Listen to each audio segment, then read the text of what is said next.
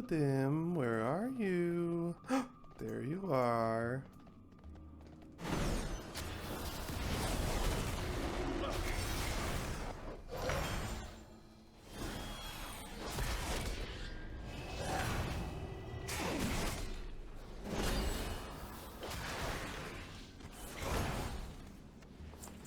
Welcome back to episode 16 of our playthrough of World of Warcraft on our human paladin, Eleazar. So we're going to finish off Duskwood today. You guys just watched me take out Morladim. Nice and easy on even our ret paladin, so that was good. So let's talk to Commander Althea Ebenlock and get this done. I don't blame you if you're having some trouble with him, Eleazar. No, we're a holy warrior of the light. We had no issue whatsoever. Some of our strongest watchers have been lost to Morladim. That's unfortunate. You killed him. That's no small accomplishment, Eleazar. On behalf of the people of Darkshire and the Night Watch, I thank you. There is one small matter, however. See you around.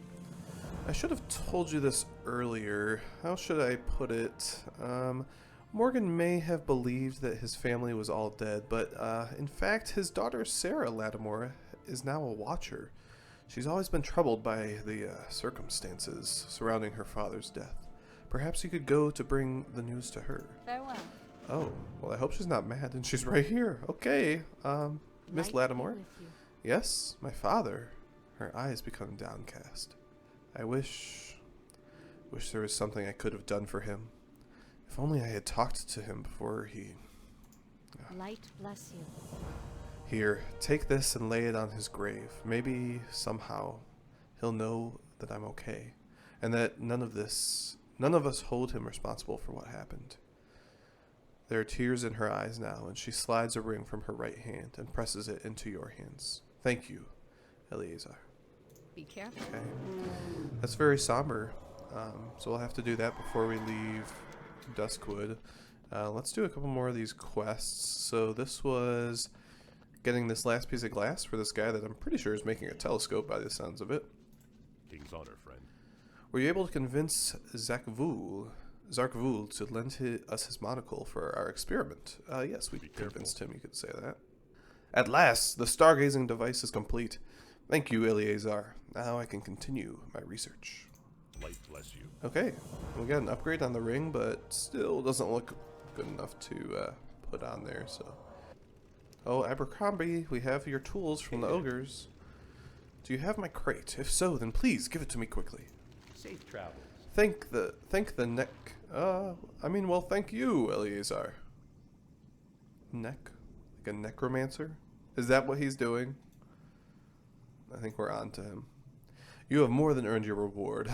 Happy nights ahead. See you later.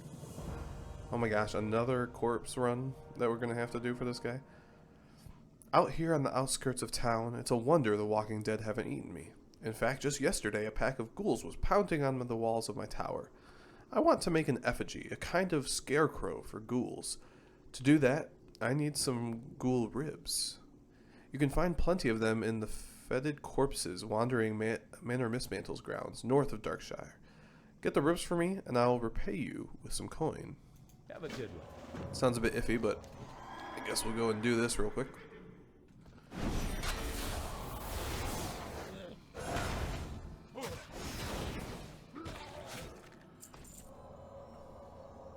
So I feel like since Wake of Ashes procs, or well, Art of War in general procs off of your auto attacks, I think haste would be pretty good for a paladin if you can get as much as you can. So that's something we'll have to do as we go along. Can't get out of this guy's fetid breath. Stun some of these people some more often. I forget that we have a stun that actually has a pretty short cooldown. It gets shorter and shorter every time we use Holy Power.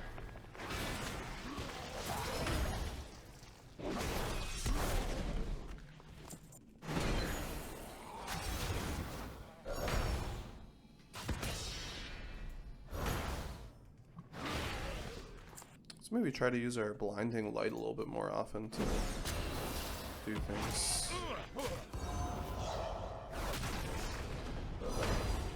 I think it does. We have to be careful because it can be this disorientation effect that happens from blinding light does get canceled potentially if non-holy damage will break the effect. Can break the effect. I don't know if it will 100% of the time.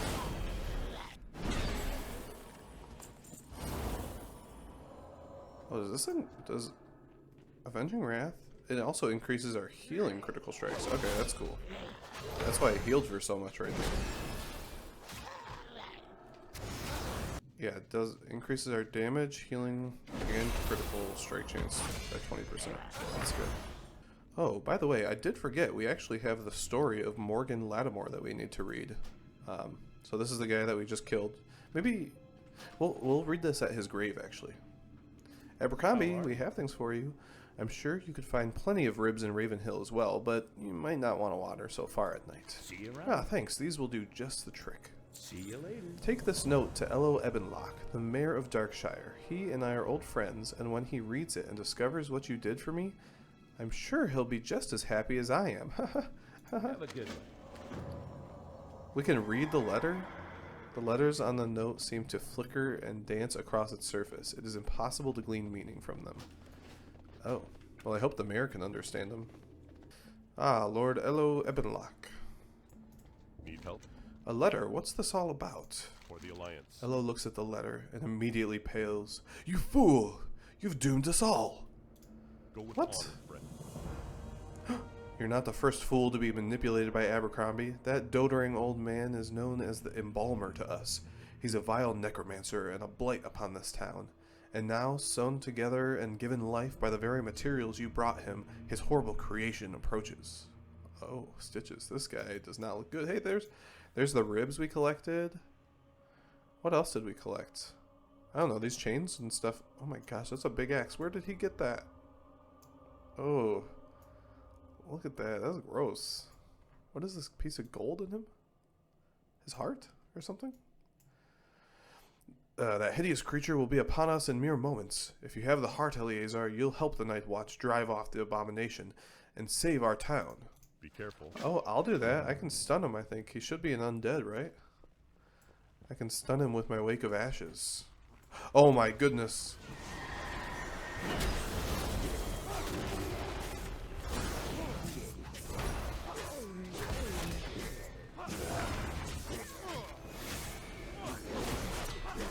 He's focused on me.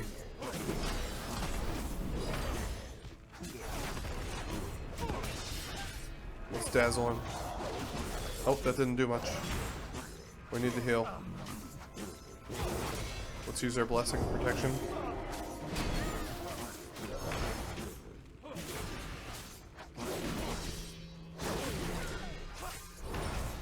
Okay, should be good.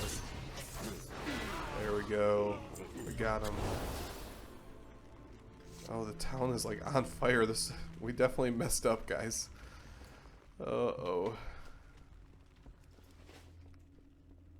Well, at least we took out Stitches. Oh, where was he? Apparently he was here. He was yelling burn. Was he in there or something? Thank the light, he's gone. I'll say you've made amends by helping save the lives of those here, Eleazar. We got some nice bracers. Light bless you. A hermit's errand. We ran all those errands for that guy, and that's what he did to us. I think we just have one more. We just have to lay this ring at the grave of Morgan Lattimore, and we should be good.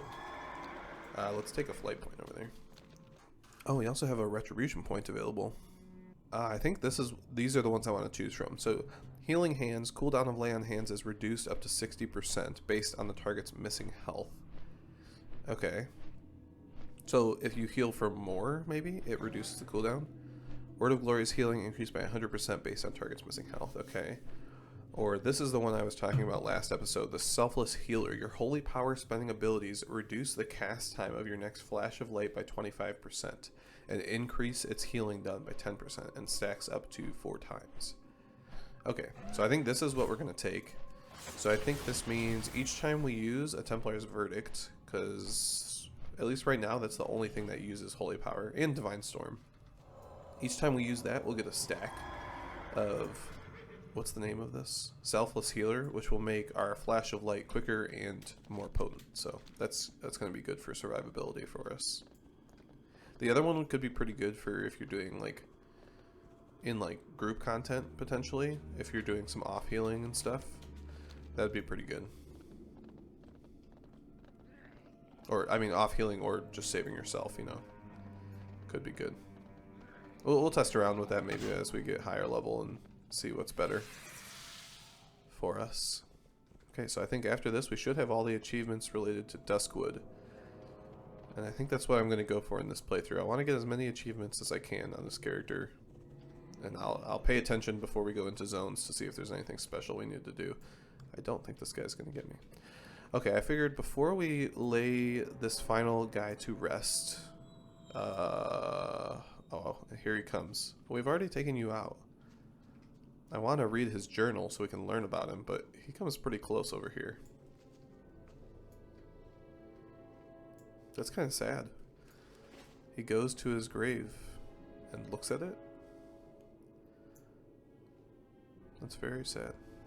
Well, we'll lay him to rest. Let's read about him. Oh, he looked angry for a second. The story of Morgan Lattimore. Morgan Lattimore was a great and noble knight who fought in defense of the innocent, the poor, and the afflicted. For many years he worked diligently throughout the outlying areas of Azeroth, bringing relief to the suffering and swift justice to evildoers. He was married to a young girl named Liss in the summer of his 18th year. They were much in love with each other and would eventually produce 3 children, a son and 2 daughters. Morgan was 32 when war broke out in Lordaeron. And if anybody is wondering, Lordaeron is, I think it's, is it Silverpine Forest now? It's one of these somewhere. It's wherever, I think it's Silverpine, wherever the Undercity is. Morgan was called to the side of the legendary paladin Uther the Lightbringer. Oh my gosh, this guy met Uther? To fight against the orcs and the undead. Leaving his wife and children in the safety of his home, Morgan left for war. The years passed and the war dragged on, and Morgan would eventually witness many horrific events, including the disbanding of the Paladins of the Silver Hand, the death of Uther, and the spread of the plague. Oh man. I need to study more on the Paladin backstory so I can understand these things. I roughly do, but not too much. The only thing that kept him from the brink of madness was the knowledge that he would someday be reunited with his wife and children. Morgan would eventually return to his homeland, but find it nothing like how he remembered it. The once verdant forest was corrupted and teemed with the undead and their dark forces. Destroyed houses and farms could be found everywhere, and the cemetery near Raven Hill now dominated much of the area. A shocked and bewildered Morgan eventually made his way to his home, only to find it in ruins. Not knowing what had befallen his homeland, he headed towards the village to find answers, and he hoped his wife and children. Morgan inquired about his family, but could not find any answers. A priest in Darkshire, as it was now called, said that he might search the cemetery at Ravenshill for a gravestone. Morgan refused to believe that his family was dead, and continued to search every farm and house in Duskwood, but to no avail. Morgan rode from Darkshire to nearby Lakeshire, thinking that perhaps his family had fled. On his way there, he decided against his better judgment, to stop by the Ravenhill Cemetery. Morgan spent hours walking amongst the gravestones. He recognized many names of people that he knew and became more and more distraught. Then he saw them. A small, untended plot amongst the many with 3 small gravestones. A feeling of dread washed over him as he approached. Morgan brushed off the dust of the most prominent gravestone to reveal the name on it. Simply carved upon the grave, letters spelled out his worst fear. Liss Lattimore. Beloved wife and mother. Morgan's apprehension turned to dismay and then to grief, and he fell to his knees weeping. For hours he stared at that one grave, begging the cold stone for forgiveness and sobbing apologies. Then, hours later, something in him snapped, and he began to lash out. He brought his sword out of its scabbard and began to rain blows on the gravestone, screaming in rage. Blind in his fury, he lashed out and swung wildly, catching the notice of a trio of the cemetery's attendants. As they tried to restrain him, he turned his focus to them, hurling accusations of guilt upon the innocent attendants, then killed them all. Later, when the rage had passed, realization crept into Morgan's mind, and he saw his bloody sword driven into the chest of one of the attendants.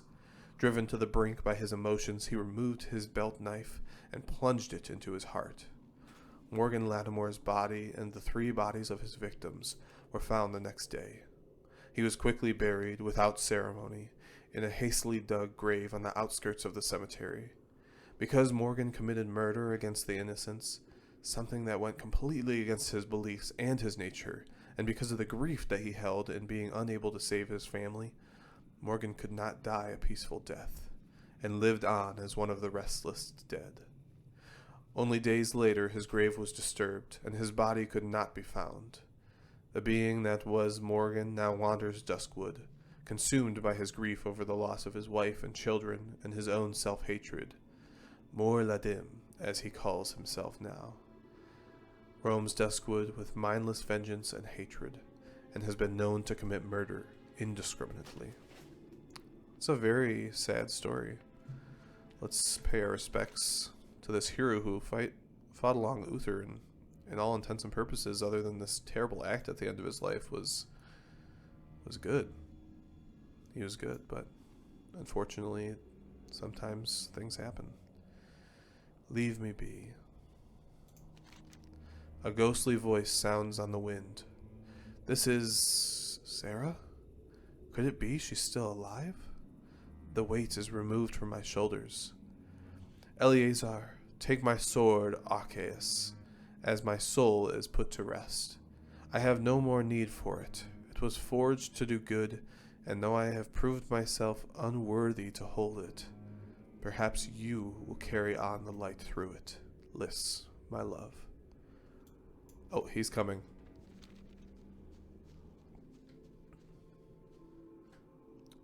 We'll hide behind the tree. He won't see us. Okay, so we could take a one-handed or another one-handed with haste, or we could take a reconditioned Arceus. That would be a two-handed one. What do we want? Oh, this is really nice. This could be cool for our sword. Let's see, our sword is pretty out of date. Item level 40. Oh yeah, this is like almost double. This would be, I mean, this would be a good upgrade for our Retribution Paladin too. These are hard choices. Okay, I think I'm going to take the restored Arceus, and we'll use that.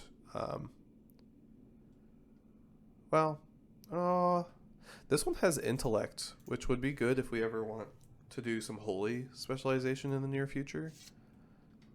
I don't like the look of it as much as the restored one, though.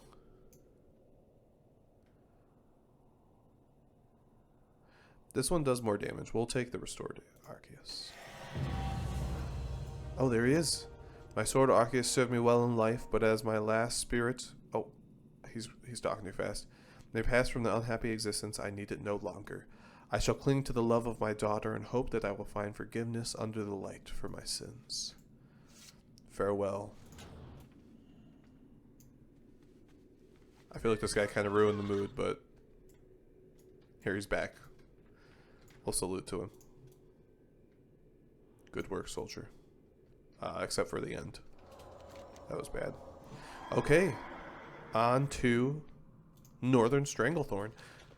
Okay, so as we run through the cemetery here, I did do our research, so we have lots of zones left for the classic World of Warcraft experience, or at least you could say Cataclysm, because that's what we're going through. And actually, the next one on our list will take us to Stranglethorn Vale. So we'll go Northern Stranglethorn, then we'll hit the Cape, and then after that, we'll actually go back to the Dwarf and the Gnome starting area, play through those zones, and then they all meet up at one of these zones. I forget if it's the Badlands or something, but that's where we'll go after the Dwarf Kingdoms, so just a little update. So we're looking for some rebels. Several years ago, Stormwind's Captain Curzon brought a brigade into Stormwind Vale on a mission. Those details are still murky. Curzon swiftly descended into madness. Okay, yep. And we thought his men did, but there was rebels that broke off. Rumor has it that he's dead, but the rebel still lives on. So we'll, or the rebellion still lives on. So we'll go ahead and see. This will be the first zone we actually enter that. I mean, we're not playing with PvP, but is contested. So that contested zones mean that both Horde and Alliance have quests here, and they can quest in that area. So that's just where we're going. So we might see some Horde. We'll definitely see some Horde bases. We're on a server that's pretty high Alliance population, Kel'Thuzad. But since I think they split up servers now, like into different phases, and I don't know what they call them, shards or something. That might be for Classic WoW. You still see people from other servers on your own, so we might be able to see some Horde here as well.